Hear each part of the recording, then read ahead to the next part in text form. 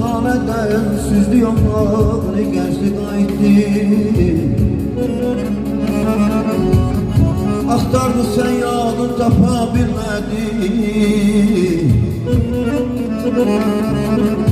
Aktardı sen yağını tapa bilmedi. Gördüm ki peşiman oldu gayet diye. Adam serverim demek ey adam serverim. Uzaktan de bana boyunu gördüm dünyama bedel iş adam serverim.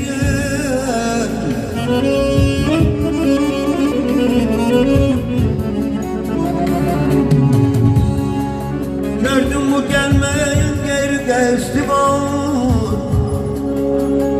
Güzel şövkü kesti var.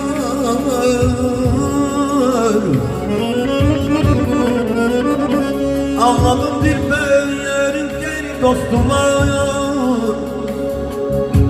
Anladım dilberin geri dostum var. Arif elminden bildik ait ey badam. Serverim demek ki ey adam. Serverim uzaktan al de bana. Boyunu gördüm dünyalar kadar şadam serverim.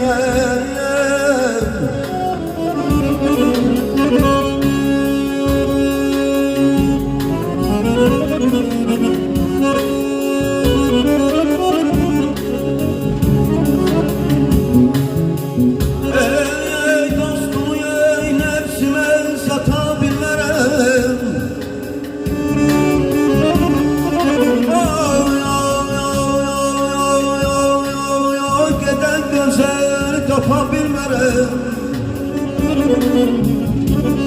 bu gecə şübhədən yata bilmərəm. Arif elmindən bildik ayet diye